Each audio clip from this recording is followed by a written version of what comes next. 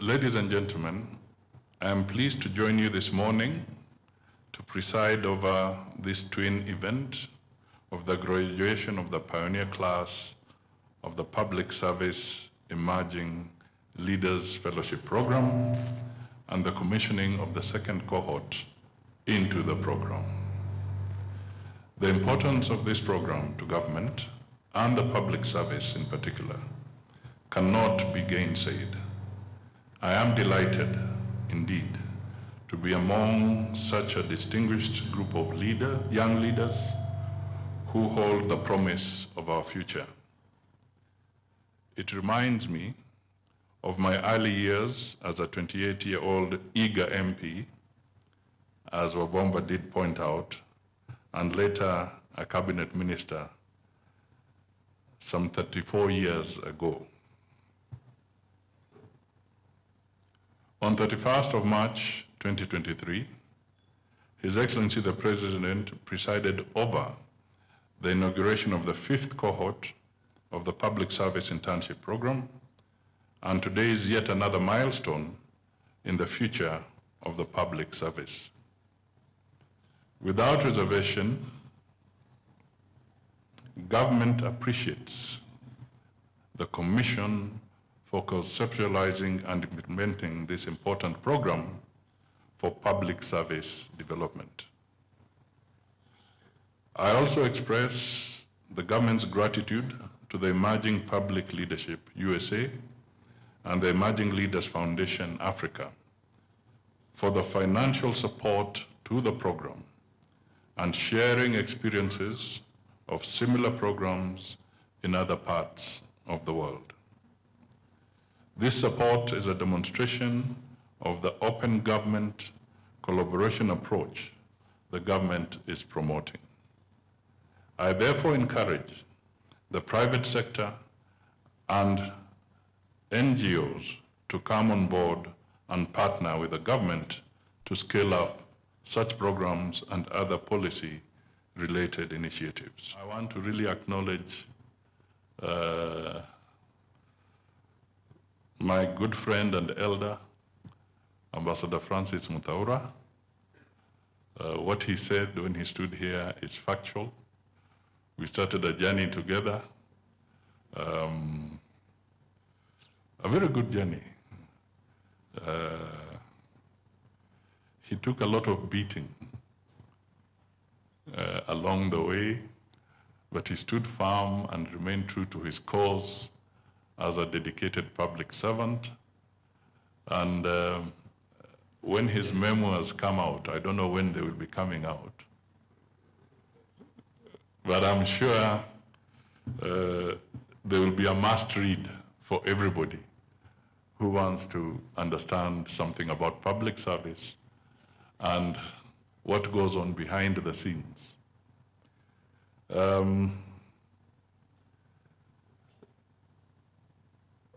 From where we sit, because I learned a lot from Mutaura, let me tell you that, and even Kinyua, because I had an opportunity to work with both of them. Kinyua, when I was in Treasury, we worked a lot on matters of Kenya's economy together. And I want to tell you that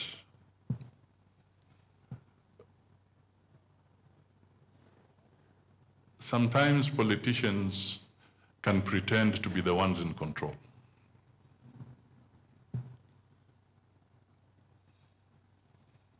Did you hear what I said? Sometimes we, me included, and my friend Oku Kaunya, the Member of Parliament for Teso North, we can sometimes pretend to be the ones in control.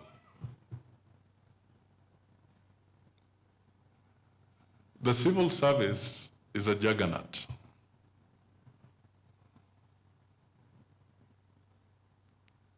And if you learn to work with the civil service well, then you can work and really transform the country. If you do not respect and work with the civil service, then your political tenure can also be extremely difficult. So there's need to always embrace and work very closely with the public service. Politicians are there, they have their time, but the civil service is an entity in perpetual succession.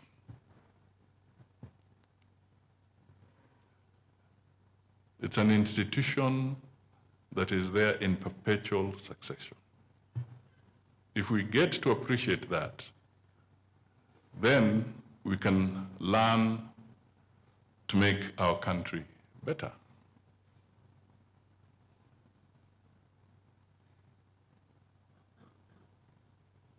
When all systems have collapsed, it's usually the civil service that will restore order, the public service that will restore order, and that will give direction on where a nation has gone. The Public Service Internship Program and the Public Service Emerging Leaders Fellowship Program are two intertwined initiatives targeting the youth and their role in public service management.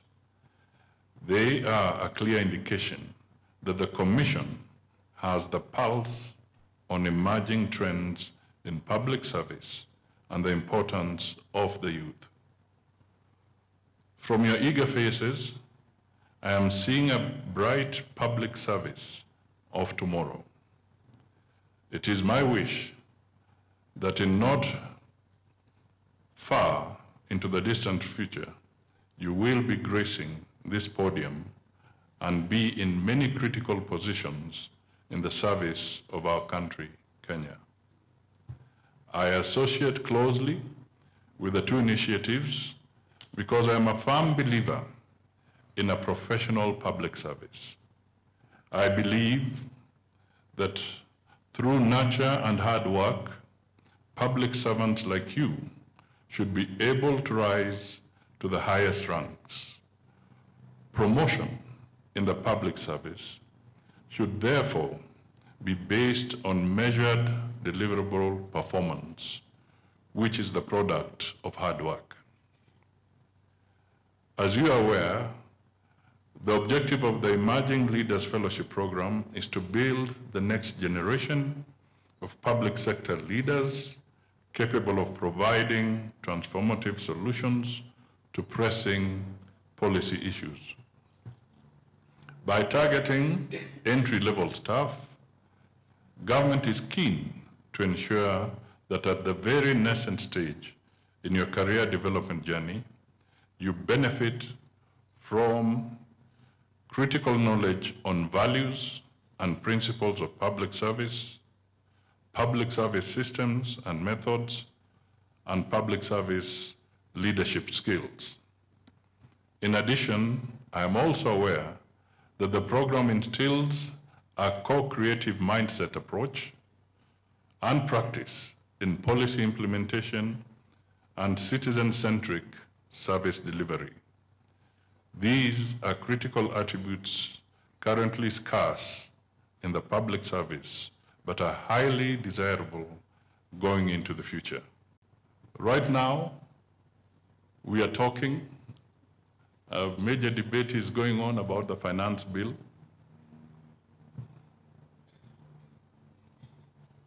And what needs to be done in the country. I want to ask you people and Kenyans who are listening to me,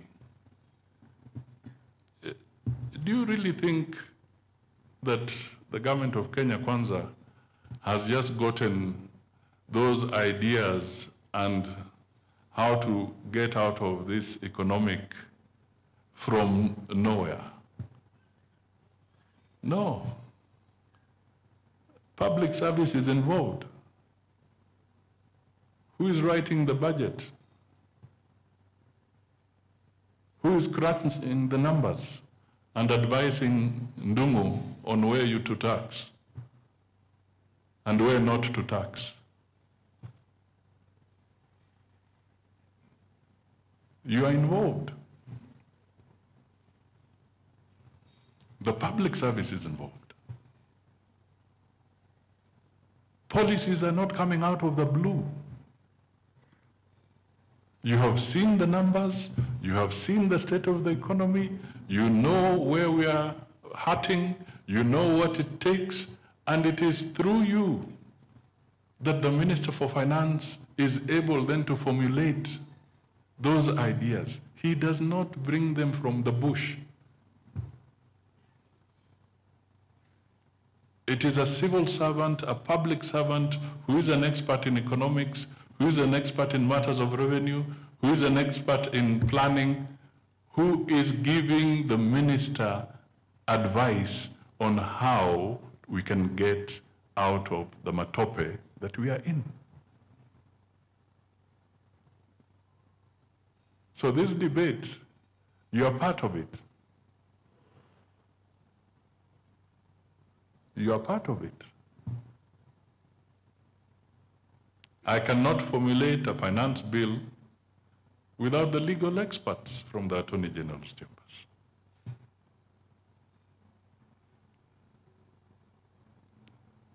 You cannot formulate a finance bill to see how we will close the financing gap without the advice of the Kenya Revenue Authority, which tells you that there's a financing gap, and unless you look for money, you will not be able to run the government. So we are together. We are conjoined at the hip on this one. So therefore, let us find solutions together as we move forward. Gentlemen, allow me to delve a little deeper into the subject of citizen centricity and good governance. These two virtues are the ingredients of good public leadership. Good governance aims at providing an environment in which all citizens, irrespective of class or gender or creed, develop to their full potential. Good governance in public service is the ability and commitment to provide public services effectively, efficiently, and equitably to the citizens. The four pillars on which the edifice of good governance rests, in essence, are: 1, ethos of service to the citizen; ethics, honesty, integrity, and transparency; equity, treating all citizens alike with empathy for the weaker sections; and finally, efficiency, speedy and effective delivery of service without harassment and increasing the use of technology. Citizens are therefore at the core of good governance. Remember that good governance and citizen-centric public service will inseparably be linked throughout your training period and working years' time. We are alive to the fact that successful governments must put the ordinary citizen at the center of its service delivery agenda. As public servants, the challenges affecting the citizens are our responsibility. Citizen problems are what you are expected to embody and find solutions to as you grow in the public service leadership ranks. This program is central to our objectives as a government. We believe that developing young leaders is important for our success. It is deliberate to prepare you and place you on a conscious journey that entails a mind shift, learning capability, honesty to self, interactivity, understanding of the conceptual relation between cause and effect, and the skills to conceive emerging problems from a bird's eye view perspective. Whereas you are seated here today as a group, allow me to speak to you individually. The power of the individual can make a difference and force change. Mohamed Bouazizi, a 27-year-old Tunisian who was just a street vendor, set himself on fire in protest against personal frustration by the system. I'm not telling you to set yourself on fire, though. Nobody expected that his death, one single death, one lonely young man's suicide, could ignite the Arab Spring. Mohammed made a difference in death. You, each and every one of you sitting here, can make a difference the Kenyans want. As I said, you do not have to set yourselves ablaze like Mohammed, but you can be the power of change that revolutionizes the public service. We see your compatriots, young as you are, do great things again and again in many fields, in so many ways: sports, art, music.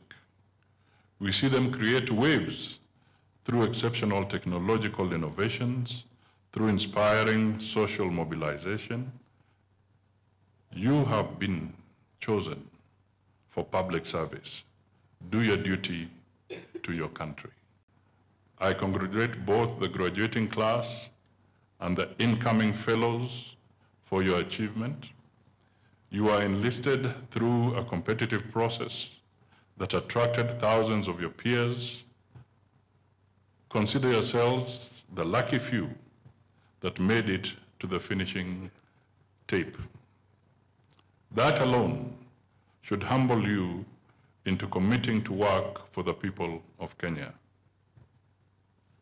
You may be just 51 graduating today and 65 joining the program, but the influence you are expected to exercise as change agents should be monumental. If you live by what has been and will be inculcated in you, I therefore urge you to seize the moment and the opportunity you have been given to make your contribution in our collective efforts to transform this country. It is an opportunity many would have wished to have but could not.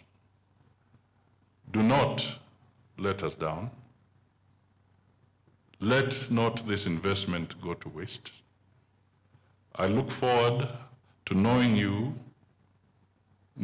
are a part of something big for the public service and the country. I cannot wait to see what it will be. But you are the leaders. You are the owners of your own vision and power. I am a Quaker by faith, so I'll ask you one question, and I'll only want an affirmation. I'm not inducting you into Quakerism, but kindly answer this question. Can Kenya count on your leadership and strong commitment to work in the public service and make this country a better place for all? I didn't hear you. Yes. All right. Thank you for that affirmation, and may God guide you all.